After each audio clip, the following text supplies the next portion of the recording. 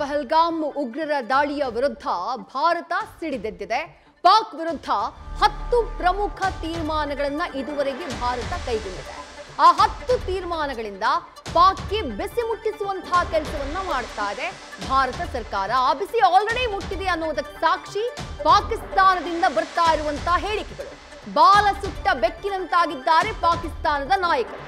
ಭಾರತ ಸರ್ಕಾರ ಕೈಗೊಂಡಂತಹ ಆ 10 ತೀರ್ಮಾನಗಳು ಏನೇನು ಅದನ್ನ ಒಂದೊಂದಾಗಿ ಡೀಟೇಲ್ ಆಗಿ ನೋಡ್ತಾ ಹೋಗೋಣ. ಪ್ರತೀಕಾರಕ್ಕೆ ಸಿದ್ಧವಾಗಿರುವಂತಹ ಭಾರತ 10 ಪ್ರಮುಖ ನಿರ್ಧಾರಗಳನ್ನ ಇದುವರೆಗೆ ತೆಗೆದುಕೊಂಡಿದೆ. ದೊಡ್ಡ ಮಟ್ಟದ ಪ್ರತೀಕಾರದ ಹೋರಾಟ, ಪ್ರತೀಕಾರದ ದಾಳಿ ಅದಿನ್ನಷ್ಟೇ ಆಗಬೇಕು. ಆದರೆ ಈಗಾಗಲೇ ತೆಗೆದುಕೊಂಡಿರುವಂತಹ ಆ 10 ಪ್ರಮುಖ ನಿರ್ಧಾರಗಳಿಂದ ಪಾಕಿಸ್ತಾನ ಬಾಲ ಸುಟ್ಟ ಬೆಕ್ಕಿನ ರೀತಿ ಆಡ್ತಾ ಇದೆ, ಬಾಯಿ ಬಡಬಡಿಸ್ತಾ ಇದೆ. ಹಾಗಾದ್ರೆ ಆ ನಿರ್ಧಾರಗಳು ಏನೇನು, ತೀರ್ಮಾನಗಳು ಏನೇನು, ಡೀಟೇಲ್ ಆಗಿ ನೋಡ್ತಾ ಹೋಗೋಣ. ಪಾಕಿಸ್ತಾನದ ಜೊತೆಗಿನ ಸಿಂಧೂ ನದಿ ನೀರು ಹಂಚಿಕೆ ಒಪ್ಪಂದ ತತ್ಕ್ಷಣದಿಂದ ಸಸ್ಪೆಂಡ್ ಮಾಡಲಾಗ್ತಾ ಇದೆ ಅಂತ ಹೇಳಿ ಮೊನ್ನೆನೇ CCS ಮೀಟಿಂಗ್ ಮಾಡಿ ಭಾರತ ಸರ್ಕಾರ ಘೋಷಣೆ ಮಾಡ್ತು. ಭಾರತ ಸರ್ಕಾರದ ಇದೊಂದು ನಿರ್ಧಾರ ಪಾಕಿಸ್ತಾನದಲ್ಲಿ ಅಲ್ಲೋಲ ಕಲ್ಲೋಲ ಸ್ಥಿತಿಯನ್ನ ನಿರ್ಮಾಣ ಮಾಡಿದೆ. ಆ ಸಿಂಧ್ ಭಾಗದ ಜನ ಯಾರಿದ್ರು, ಆ ನದಿ ನೀರಿನ ಫಲಾನುಭವಿಗಳು ಯಾರಿದ್ರು, ಅವರು ಆಕ್ರೋಶಗೊಂಡಿದ್ದಾರೆ, ಕಂಗಾಲಾಗಿದ್ದಾರೆ. ಮುಂದೇನು ಅನ್ನುವಂತಹ ಪ್ರಶ್ನೆ ಅವರಿಗೆ. ಮತ್ತೊಂದು ಕಡೆ ಅಲ್ಲಿನ ರಾಜಕೀಯ ನಾಯಕರು ಇದೇ ಹೇಳಿಕೆಗಳಿಗೆ ಸಂಬಂಧಪಟ್ಟ ಹಾಗೆ ಬಾಯಿಗೆ ಬಂದಂತಹ ಸ್ಟೇಟ್ಮೆಂಟ್ ಅನ್ನ ಕೊಡ್ತಿದ್ದಾರೆ. ಇನ್ನೊಂದು ಪ್ರಮುಖವಾದಂತಹ ತೀರ್ಮಾನ ಏನು, ಪಾಕ್ ರಾಯಭಾರಿಗಳಿಗೆ ನೀಡಲಾಗಿದ್ದಂತಹ ಕಾನೂನಿನ ರಕ್ಷಣೆಯ ವಿನಾಯಿತಿಯನ್ನ ರದ್ದು ಮಾಡುವಂತಹ ಕೆಲಸವನ್ನ ಭಾರತ ಸರ್ಕಾರ ಮಾಡಿದೆ. ಯಾವುದೇ ಸರ್ಕಾರದ, ಯಾವುದೇ ದೇಶದ ರಾಯಭಾರಿಗಳು ಬಂದಾಗ ಆ ರಾಯಭಾರಿಗಳಿಗೆ ಕಾನೂನಿನ ರಕ್ಷಣೆಯನ್ನ ನೀಡುವಂತಹ ಕೆಲಸವನ್ನ ದೇಶ ಮಾಡುತ್ತೆ. ಆದ್ರೆ ಪಾಕಿಸ್ತಾನದ ರಾಯಭಾರಿಗಳಿಗೆ ನೀಡಿದ್ದಂತಹ ಈ ಕಾನೂನಿನ ರಕ್ಷಣೆಯ ವಿನಾಯಿತಿ ಇದೆಯಲ್ಲ, ಅದನ್ನ ಈಗ ರದ್ದು ಮಾಡುವಂತಹ ಕೆಲಸವನ್ನ ಭಾರತ ಸರ್ಕಾರ ಮಾಡಿದೆ. ಮೂರನೇ ತೀರ್ಮಾನ ಏನು, ಪಾಕ್ ನಾಗರಿಕರಿಗೆ ನೀಡಿದ್ದಂತಹ ಎಲ್ಲಾ ವೀಸಾಗಳನ್ನ ರದ್ದುಗೊಳಿಸಲಾಗಿದೆ. ಯಾರ್ಯಾರು ಸಾರ್ಕ್ ವೀಸಾ ಅಡಿ, ಸ್ಪೆಷಲ್ ವೀಸಾದ ಅಡಿಯಲ್ಲಿ ಭಾರತಕ್ಕೆ ಬಂದಿದ್ರು ಅವರೆಲ್ಲರೂ ವಾಪಸ್ ಹೋಗಬೇಕು ಅಂತ ಹೇಳಿ ಗಡುವನ್ನ ನೀಡಲಾಗಿದೆ.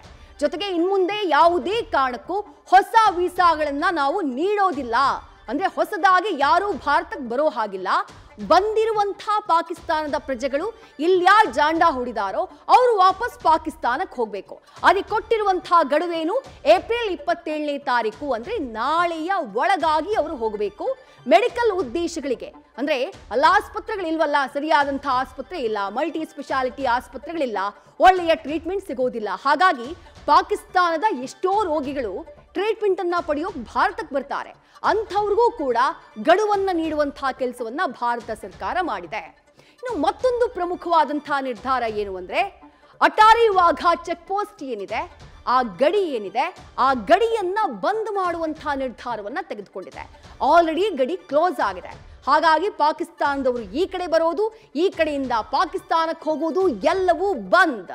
ಸರಕು ಸಾಗಾಣಿಯನ್ನ ಕೂಡ ಬಂದ್ ಮಾಡುವಂತಹ ಕೆಲಸವನ್ನ ಕೇಂದ್ರ ಸರ್ಕಾರ ಮಾಡಿದೆ. ಆ ಮೂಲಕ ಉಗ್ರರನ್ನ ಪೋಷಣೆ ಮಾಡಿ ಭಾರತದ ಮೇಲೆ ಚೂ ಬಿಡ್ತಾ ಇರುವಂತಹ ಪಾಕಿಸ್ತಾನದ ವಿರುದ್ಧ ಭಾರತ ಸರ್ಕಾರ ತೆಗೆದುಕೊಂಡಿರುವಂತಹ ಕಠಿಣ ನಿರ್ಧಾರ ಇದು.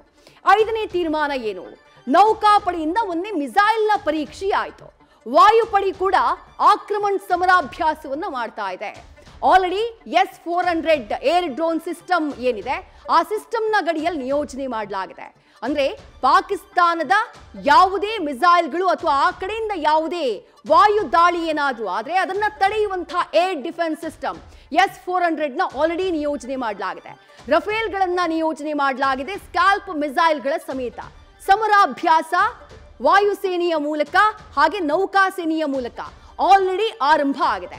ಎನಿ ಟೈಮ್ ನಾವು ಯುದ್ಧಕ್ಕೆ ಸಿದ್ಧ, ನಾವು ದಾಳಿ ಮಾಡೋದಕ್ಕೆ ಸಿದ್ಧ ಅನ್ನುವಂತಹ ಸಂದೇಶ ಈ ಮೂಲಕ ಪಾಕಿಸ್ತಾನಕ್ಕೆ ಪಾಸ್ ಮಾಡುವಂತಹ ಕೆಲಸವನ್ನ ಮಾಡಲಾಗಿದೆ.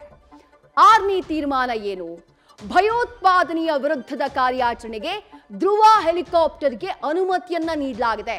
ಭಯೋತ್ಪಾದನೆಯ ವಿರುದ್ಧ ಸಮರವನ್ನ ಸಾರೋದಕ್ಕೆ ಭಾರತದ ಹೆಮ್ಮೆಯ ಧ್ರುವ ಹೆಲಿಕಾಪ್ಟರ್ಗಳಿಗೆ ಶತ್ರುವನ್ನ ಸದೆ ಬಡಿಯೋದಕ್ಕೆ ಅನುಮತಿಯನ್ನ ನೀಡಲಾಗಿದೆ. ಆ ಕಾರ್ಯಾಚರಣೆಗೆ ಪರ್ಮಿಷನ್ ಕೊಡಲಾಗಿದೆ.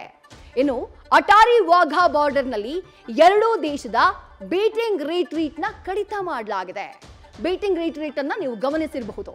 ಎರಡೂ ದೇಶಗಳ ಸೌಹಾರ್ದತೆಯ, ಶಾಂತಿಯ ಸಂಕೇತವಾಗಿ ಎಕ್ಸ್ಚೇಂಜ್ ಆಗ್ತಾ ಇದ್ದಂತಹ ಒಂದು ರೆಸ್ಪೆಕ್ಟ್, ಅದು ಮ್ಯೂಚುವಲ್ ರೆಸ್ಪೆಕ್ಟ್, ಆದರೆ ಅದನ್ನ ಕೂಡ ಬಂದ್ ಮಾಡುವಂತಹ ಕೆಲಸವನ್ನ ಭಾರತ ಸರ್ಕಾರ ಮಾಡಿದೆ. ಯಾವುದೇ ರೀತಿಯಾದಂತಹ ಸಂಬಂಧ ಇಲ್ಲ, ನಿಮ್ಮ ಬಗ್ಗೆ ನಮಗೆ ಯಾವುದೇ ರೀತಿಯಾದಂತಹ ಮಾನವೀಯತೆ ಇಲ್ಲ, ಕರುಣೆ ಇಲ್ಲ. ಯಾಕಂದ್ರೆ ನೀವು ಕೊಂದಿರೋದು ನಮ್ಮ ದೇಶದ ಜನರನ್ನ, ನೀವು ಕೃಪಾ ಪೋಷಣೆ ಮಾಡ್ತಾ ಇರೋದ್ರಿಂದ ಉಗ್ರರನ್ನ ನಮ್ಮ ದೇಶದ ಜನ ಪ್ರಾಣವನ್ನ ಕಳ್ಕೊಂಡಿದ್ದಾರೆ.